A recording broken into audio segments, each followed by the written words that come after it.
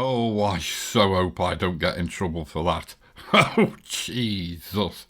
Anyway, okay, guys and gals, welcome back to another video on the channel. It's not the video I was intending to do, but in the grand scheme of what's going on with Adobe and all the videos on YouTube about it, most of which I've watched and most of which I'm a little bit sceptical about, I'm going to do what I think is my take on generative AI over in Photoshop Beta. Alrighty, but I've had those many emails about it that I thought, well, I better go and do something. Years and years ago, one of my, it was my second best financially returning microstock site called Photolia was bought out by Adobe, yeah? And this gave Adobe the opportunity to sort of make an Adobe stock plugin for all their imaging software where people could actually go and find and purchase an image if they got a creator account from Adobe stock and integrate it straight into the software without having to come out of it.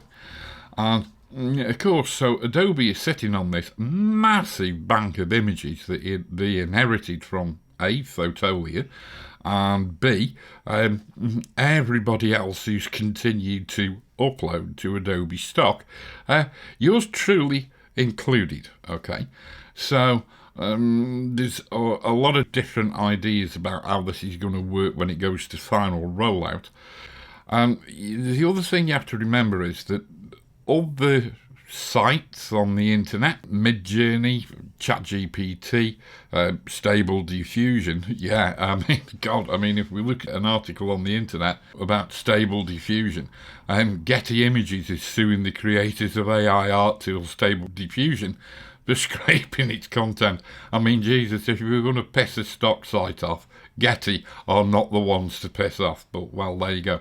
There's an interesting article here from the New York Times that one of my Patreon members pointed me at the other day, which is worth going to have a look, by Farhad Manjoo, yes, and it is quite interesting. And of course it does wobble on in a certain area about this, the Content Authenticity Initiative. And all these sorts of things are, if you're interested, they do make quite educational reading. But anyway, I'm going to come back to Photoshop Beta. And fundamentally, you can either create stuff or remove stuff, okay, with generative AI. And, I've been taking stuff out of shots like this satellite dish for years, okay, with the traditional Photoshop tools, but boy, is it hard work. Well, it's not hard, it's quite simple really, but it's blooming tedious. And what AI is doing is it's making it less tedious. Now, you could say that the art of retouching is the art of the tedious, yeah? So this could sort of, I don't think retouchers will really appreciate this, but then again, they might do, because we're still working with traditional photographic images. And no, I don't think the AI generated image, the 100% AI generated image, will catch on. I mean, gee whiz, 20 years ago, we had things like Voo, which would actually generate all sorts of 3D modelling. Massively expensive, hugely resource consumptive. But some of the things you could pull out of it were awesome. And of course, I did play the Terminator music, didn't I? Naughty boy. But, well, there you go. Like I said, I hope I don't get in trouble. But there was a lot of 3D animation and mudbox and all that lot sort of brought into or brought to bear to make backgrounds, etc. for Terminator and the Terminator series. And, you know, I mean, there are people who've got this big fear of AI. Well, some of those oldies have got this big fear of AI because we all remember what SkyNet did when it all went wrong. Yeah. Anyway, let's cut the crap and let's get down to it. Now, if you're in the latest version of Photoshop Beta, if you don't know how to get Photoshop Beta, just very simply go to your Creative Cloud account, and if you go to Apps, and you'll see Beta Apps here, and you can go and download Photoshop Beta for yourself. Okay, I've shown you that before in a previous video. And yeah, so let's get on. The first thing you'll notice is we've got this contextual, what's it called? Window. Contextual Task Bar. And if you can't see this contextual taskbar, now you know what to do. Go to Window and make sure there's a check mark on Contextual Taskbar. If you ever find it gets in the way, grab it by this vertical handle here, and you can move it wherever you want to. And you can come to where those three little dots are, and you can go pin position. You know, whether it stays there or not, because it never does for me, but well, there you go. So, as I said before, what we can use the AI for is to either add things or take things away. Now, the taking away is the art of the retoucher. And really and truly, I mean, things like that have just become so much easier. And so all I'm going to do is, on this shot, I'm just going to get the lasso tool and I'm just going to draw a rough selection around there, including the shadow. I'll try and get that cable in there. There we go.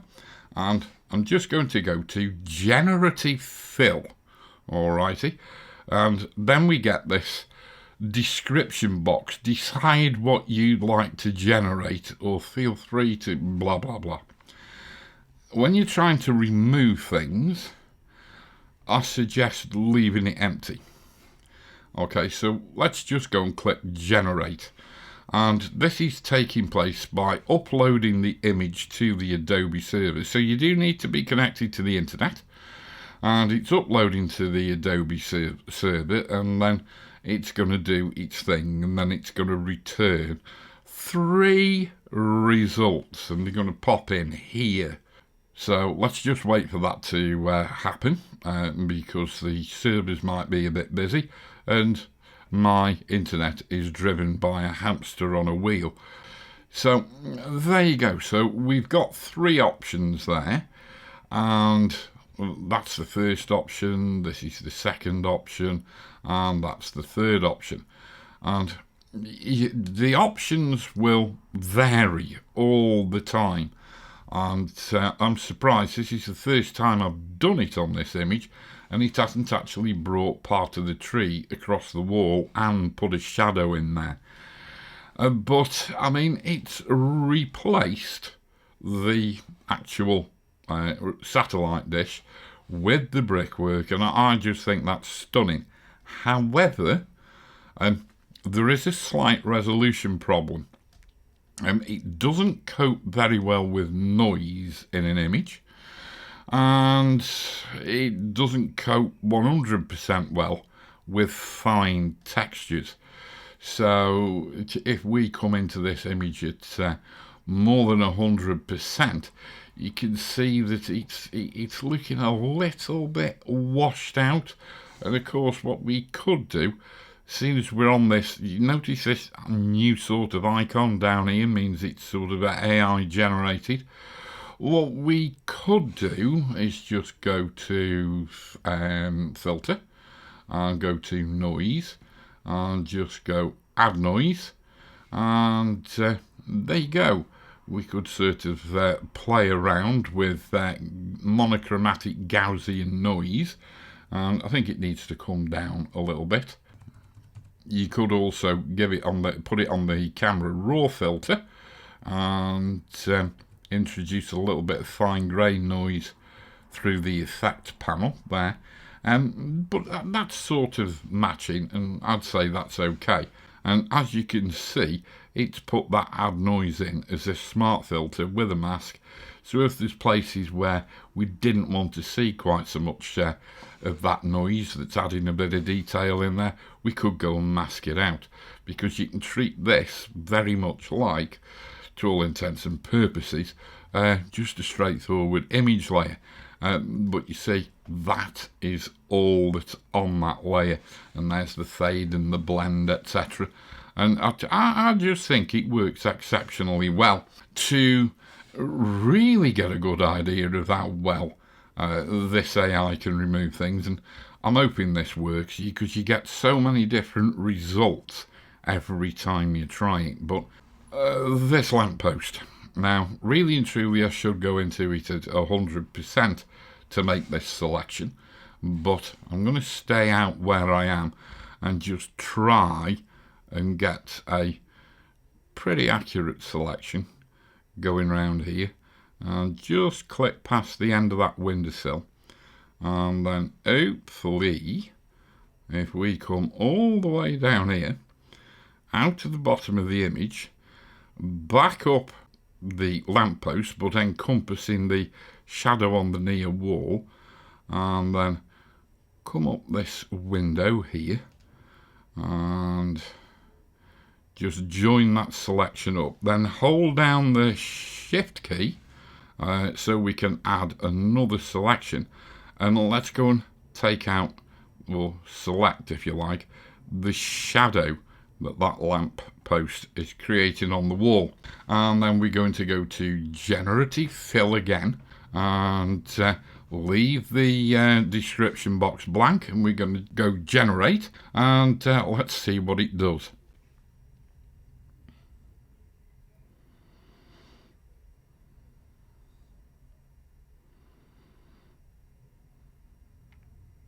And there we go.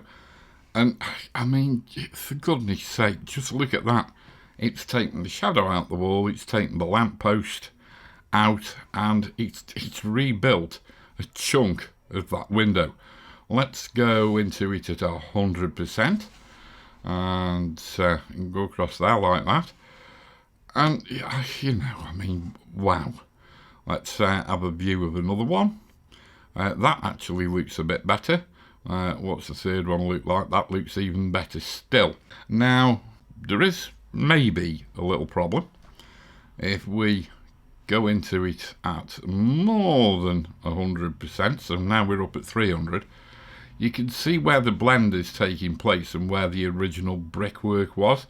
And you can see we've got, at 300%, we've got a certain amount of granularity, or texture if you like, in this black window frame. And again, it's missing. So we've got an opacity problem and again a slight detail problem. But at the end of the day, if we go and view it at 100%, it does look a little bit naff. That's because there is a limit on pretty much all that we can do. I have not been able to find any specified limit from Adobe, but listening to one or two other YouTubers, some say it's 1024 pixels and other people say it's 1080 pixels. So, you know, I mean, if the area you are trying to replace is actually longer or bigger than sort of either 1024 or 1080 pixels on its long edge, then what happens is it gets generated at 1024 or 1080 pixels, and then it just gets blown up. Not upsampled or upscaled using something like Preserve Details 2 or whatever. It's just been magnified up, a straight blow up, which is what's leading to the inclusion of background textures and the sort of low resolution detail. Whether that's going to change in the future, when it actually goes public, in a public release. I don't know. I hope it does. But anyway, as a potential, the potential for website images, social media, Flickr, just basic images on your website, up to sort of, 2,500 pixels on the long edge. Nobody would ever know. But it is not 100% as good as it could be. I will show you a little bit later on how to make it as good as it could be, even now. But we'll get back to that. So that's removing things, alrighty. If I come to this image here, this is taken very, very late at night. On a summer's night, it's a lot darker outside than it looks in the image, and God, what was I thinking? Because it's all a bit empty. It'd be nice if we got a little lighthouse here or something, wouldn't it? Yeah, it would. And so all I'm going to do is I'm going to come into the image at a slightly bigger magnification, and I'm just going to lasso an area around there, and I'm just going to go Generative Fill, and now I am going to type something, and I'm going to type tall lighthouse, alrighty, and we'll click generate, and this is rather fun, this is. Because if we put something successfully there, it will A, balance the image up, and B, if it looks small enough, good God, that looks bloody awful. Let's try that one. That one's not too bad. What's the other one like? No. Lighthouses don't look like that. That's not too bad. If we come out to fit to screen view, that image is now very, very well balanced. Very well balanced. And if we go into it at more than 100%, you can see that everything just sort of blends really well. It's replaced some of this rock here. And if I sort of, what am I doing? No. Forget the move tool. And you can see how much of the rock it's rejigged. Okay, I'll just go edit or undo move. Okay, and so it's reinvented some rock there and then put that lighthouse in. This lighthouse is not in a stock photograph over on Adobe Stock. All the AI is doing is breaking down various images of lighthouses and then trying to formulate a lighthouse of its own, which is why if you keep clicking the generate button, you will get loads of variation. And if you click generate often, long enough, many times, you will actually get something that sort of fits the bill. But that fits the bill for me. And I think what I'm going to do now is just go to edit, and I'll do something else silly, but this is nothing to do with generative AI. This is just the old sky replacement tool, and could not complete your request because of program error. Yeah, okie dokie, I know what that is. So I'm just going to hit F12, which is my custom keyboard shortcut for a stamp visible layer. And now I'm going to go to edit, and I'll go sky replacement, and just wait for that to tingle along, and there we go. So it's replaced the sky with a default sky. Don't forget, when you use this sky replacement tool, you can actually use your own images, all right? And I don't really count this as AI at all.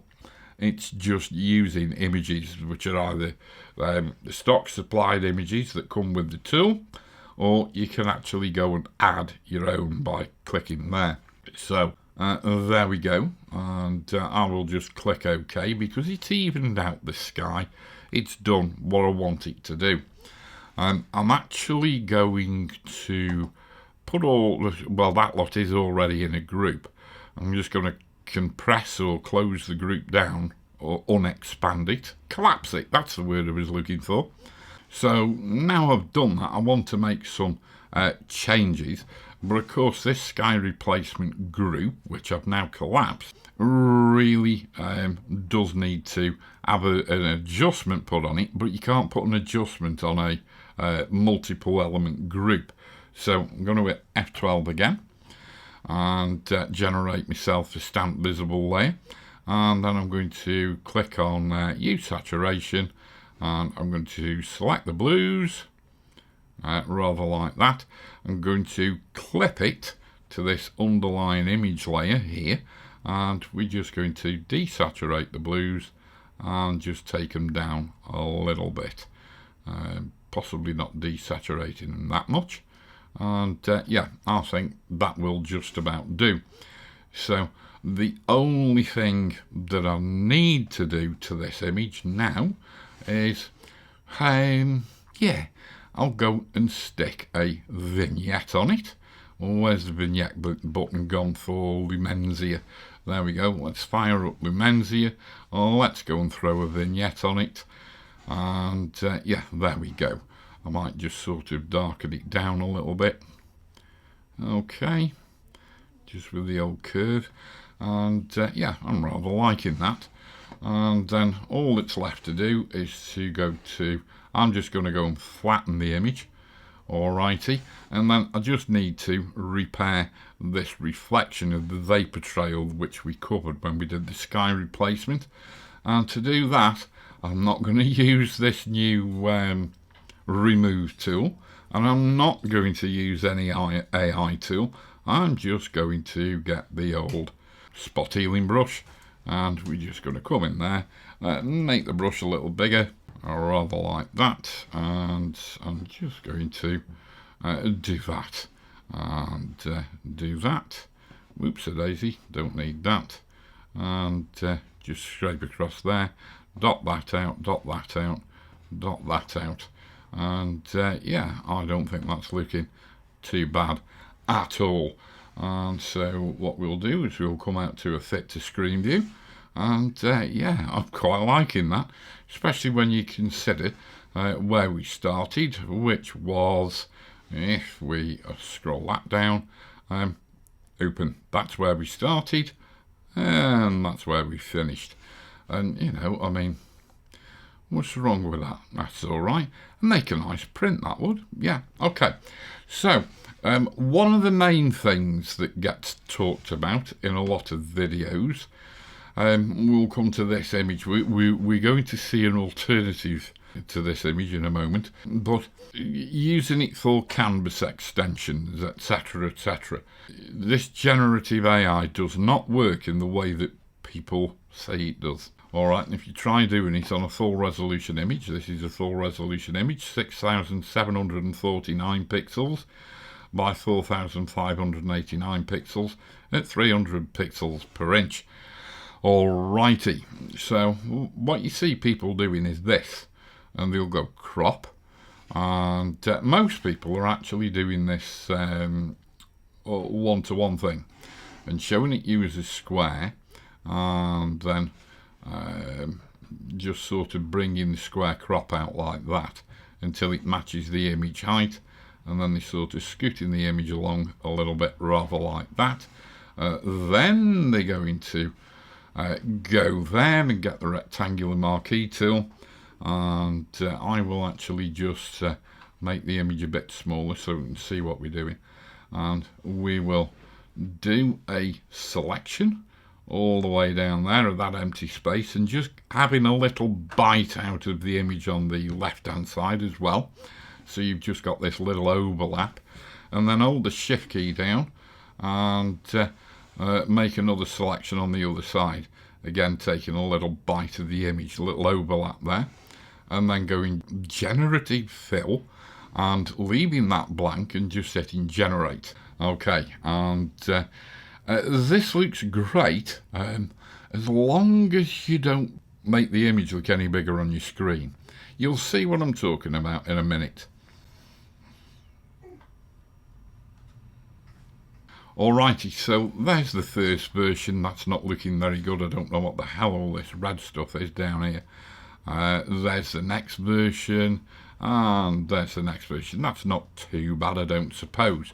However, if we go into the image at 100%, you can see there's the original resolution of the, or there's the resolution, I should say, of the original image. And is this really bad AI generated fill? And it's just, again, what I'm saying, you can't have anything generated by the AI, or generative AI fill in this case, that is of any physical size greater than either 1024 or 1080 pixels. So fundamentally just regard it as 1000 pixel area is your maximum that you can do. And so you just get this horrible drop in resolution. However, there is a way around it. Not difficult, but immensely tedious. Okay, and for that, you can have a look at this image here. Okay, so you can see I've extended the canvas already.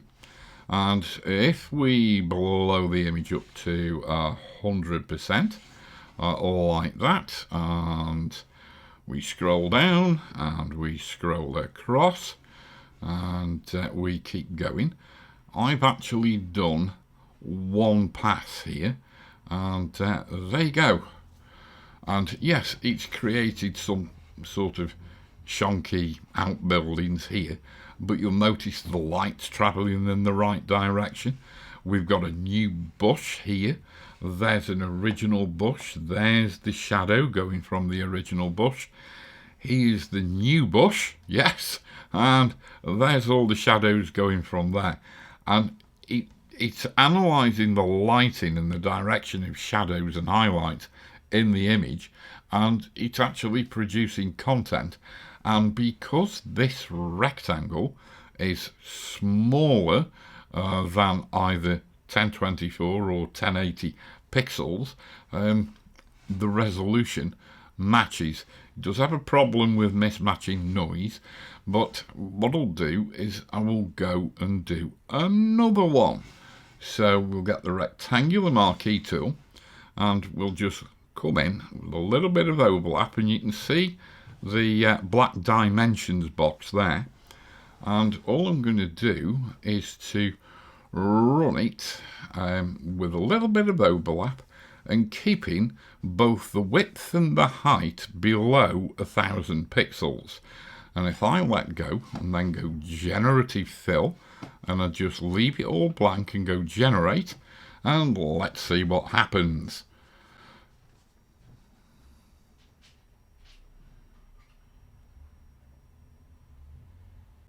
And there we go. So let's go and have a look at a second version. That looks quite good because it's continuing this light up here. Let's have a look at the third version. Oh, I quite like that as well.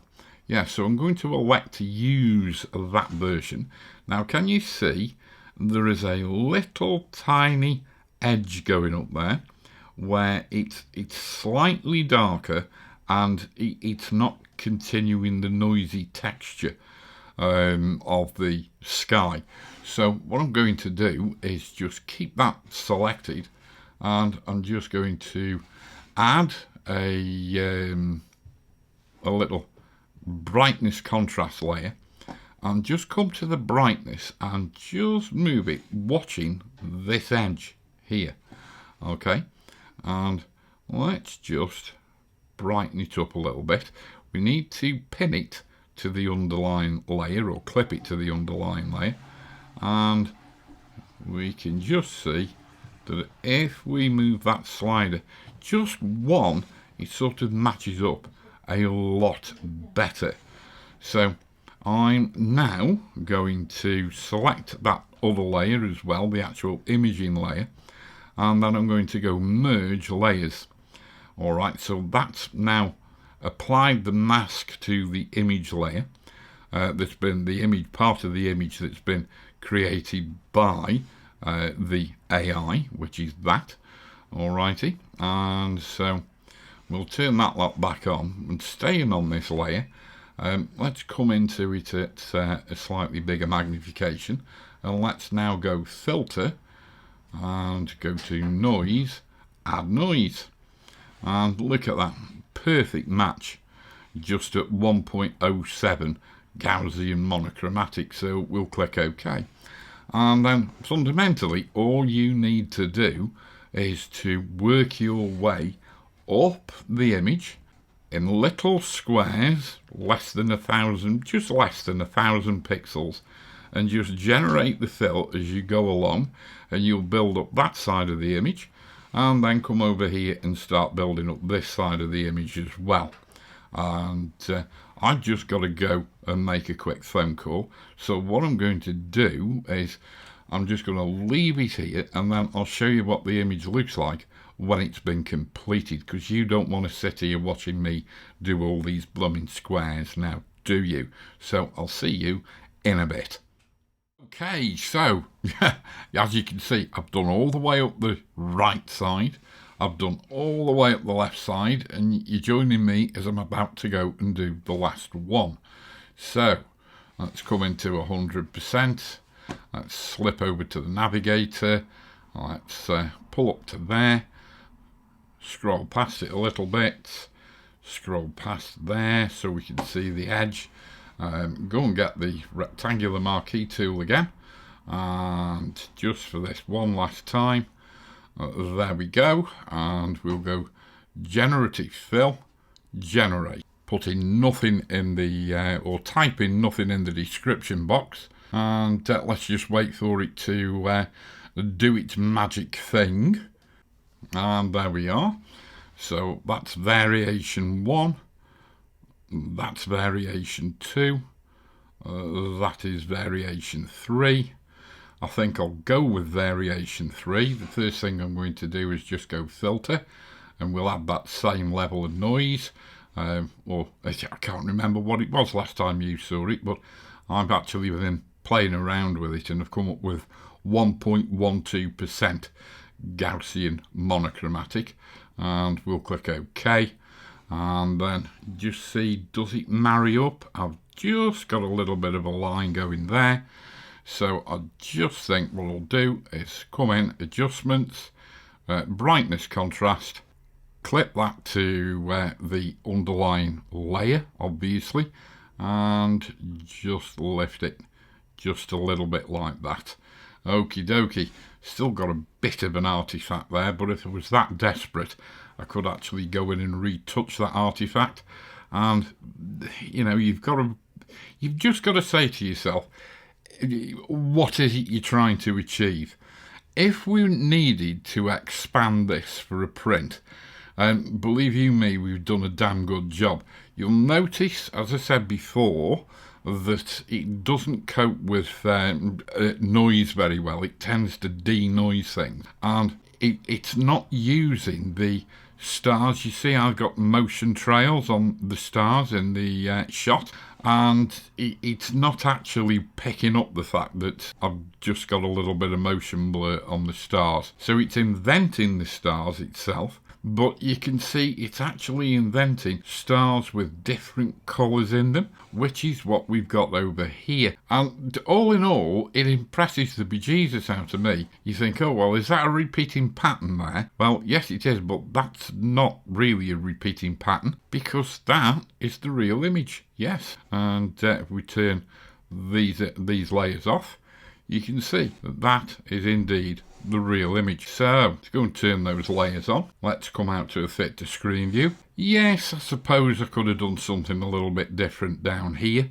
or we could go and regenerate this. But at the end of the day, if I pull the layers panel out, you can see what I'm going to do is just leave clicked on this one here, and we'll go to this bottom layer here, shift click on there, and we've got all the layers there. So what I'm going to do is new group from layers, And you see this one here is right side extension, and so we're going to call this left side next. Okie dokie. And there we go. So if I turn those two layers off, there's our original image with the basic canvas or transparent canvas extension, and there are our two AI generated sides at pretty much the highest resolution you can get. I mean, if we come and look at the bottom of the image, you'll see, I mean, it's not picked up the wires in the fence and carried those on. This was the best of the three options. I couldn't really be bothered to go and ask it to generate it again because I wanted to get back to recording the video, and all we had to do was just put a little bit of noise on here so it'll hopefully in some form or other match up. And of course, if I was going to print this image, you wouldn't see this noise anyway. And all in all, I hope that sort of impresses you as much as it impresses me. It's made a very complex and difficult retouching job relatively easy, because all it is click, pick which version you want. If you don't like any of them, just go and regenerate it again. Yeah, choose one, stick it in, add a little bit of noise to bring it up to sort of a more cohesive level, and just make a 1 or 2 or 3 point brightness tweak to the actual AI produced section. And this is how to patch your background, or extend your canvas I should say, if you want to do canvas extension with generative AI as it stands at the moment. You can see it's very easy to do, and you possibly get even better results if you weren't an awkward bugger like me trying to extend the canvas on what is to all intents and purposes a very difficult image. But you know, I mean, if we look down at this bottom corner here, just do it at 100%. I mean, look how convincing that is. We could go and do a repair here, we could go and take that out with more conventional tools, and tidy up the edges of the canvas, again there with maybe a spot healing brush in there. And then if you really needed to denoise it, you could then go and run a bit of noise reduction over the entire image. But I mean, personally I wouldn't bother.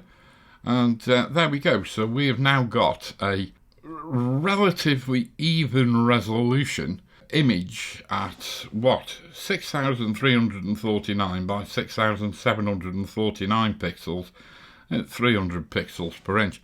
And of course, if you wanted to extend the canvas even more, let's say you wanted to extend it this way, you could go and put another 900 to 1000 pixels on here and do the same thing again. You know, I mean, you could just as easily go and stick another 1000 pixels on here and then go and stick another 1000 pixels again.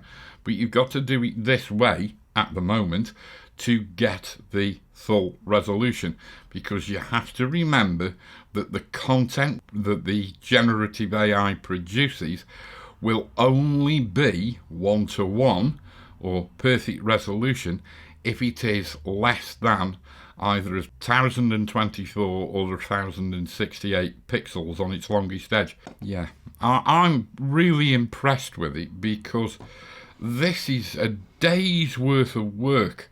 Even a month ago, this would be a day's worth of work, and it's basically taken about 28 minutes to do. Don't forget, this one takes about 28 seconds over a relatively slow internet connection. It achieves relatively the same result, but the resolution is bloody appalling. And you get all these big bands in your image, crap resolution, and really and truly, this is the way to do it. Because, you know, I mean, you can't argue with it, it all matches up. It's just a pity it won't pick up or sample more of the style of content of your existing image, in, you know, especially in the brighter parts, the stars, where you can see they're elongated. I just wish it had elongated the stars just a little bit more, and then it would have been nigh on perfect. But, you know, I mean, it is what it is, guys. Like it or loathe it, AI is here to stay, and there's ways not to do it, and there's ways to do it, okay? And, I mean, you look at what we did to this image. I mean, that was absolutely staggering. But we do get this low resolution, or if you remember, we did get this low resolution on this window because the actual generated imagery, or AI imagery, was longer than 1,000 pixels. But it serves a purpose, and you can get round it. So we can effectively remove things. We can very effectively get really high resolution, create canvas extensions using this little grid method. As for said lighthouse, yeah, look, if you got a crap shot that could actually look decent, if you put something in it, then fine, fair enough. But this shot was taken at the bay next to Porthy Post on Anglesey. I can't remember the name of it. But this shot is no longer a genuine shot of the bay next to Porthy Post, just round the corner from Triada Bay. It is no longer a genuine shot. Every single thing in it is genuine, apart from the sky, which we've used the sky replacement tool, and that's old hat now, and the lighthouse. Because no matter how hard you try, no matter how many times you go to this exact place, you will see this rocky peninsula, you'll see these rocks here, you will even see this stone covered with seaweed. You can very easily go there and see a sky that looks just like this, but you will never see a lighthouse there, no matter how many magic mushrooms you take. Yeah, so this has really taken the image into, it's taking it off with the fairies. We're in La La Land here. So, you know, I mean, we can argue the toss over this till the cows come home. It's something you've got to be very, very careful with.